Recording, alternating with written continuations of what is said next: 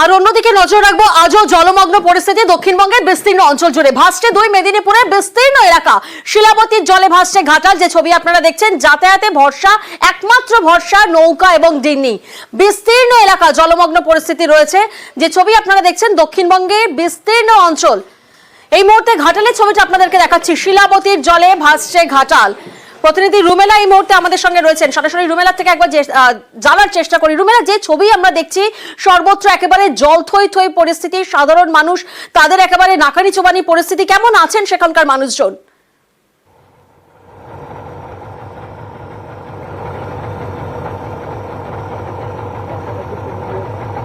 সেখানকার মানুষজন কেমন আছেন তার দিকে প্রশাসনের সবসময় নজর রয়েছে, যেই ছবি আমরা তুলে ধরছিলাম।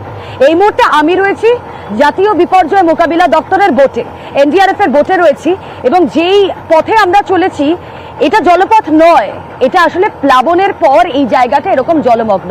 এবং ঠিক আগে যে নৌকো, যে ছবি আমরা দেখাচ্ছি, আমার সহকর্মী অশেষ যে ছবি দেখাচ্ছে, সেই নৌকোতে রয়েছেন রাজ্যের মন্ত্রী, রাজ্যের বিপর্যয় মোকাবিলা দপ্তরের মন্ত্রী জাভেদ খান, তিনি রয়েছেন, এবং প্রশাসনের কর্তা ব্যক্তিরা তারা রয়েছেন।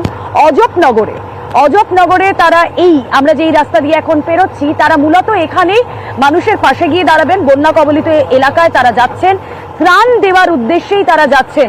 রাজ্যের মন্ত্রী রয়েছেন আগের বোটেই, এবং আমরা রয়েছি এনডিআরএফ এর এই বোটে। যে গ্রাম রয়েছে, জলমগ্ন যেই জায়গা রয়েছে, সেই জলমগ্ন জায়গায় পৌঁছে যাচ্ছেন তারা। প্রয়োজনীয় খাবার দাবার, শুকনো খাবার দাবার, ওষুধপত্র, ত্রাণের ত্রিপল, তা নিয়েই তারা পৌঁছচ্ছেন। সেই ছবি আমরা দেখাচ্ছি। এই মুহূর্তে গোটা এলাকা জলমগ্ন। আসলে এক সপ্তাহের বেশি সময় হয়ে গেল এই এলাকায় এভাবেই মানুষ দিন গুজরান করছেন।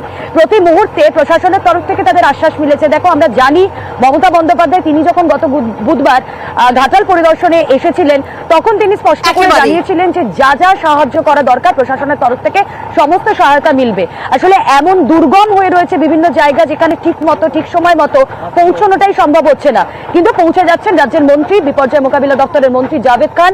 ছবি দেখাচ্ছি সরাসরি। একেবারে রুমেলা, সেই ছবি আমরা দেখছি। ডিঙি বা নৌকা করে বানভাসী এলাকায় গিয়ে ত্রাণ সামগ্রী বন্টন করা হচ্ছে পুলিশ প্রশাসনের তরফ থেকে।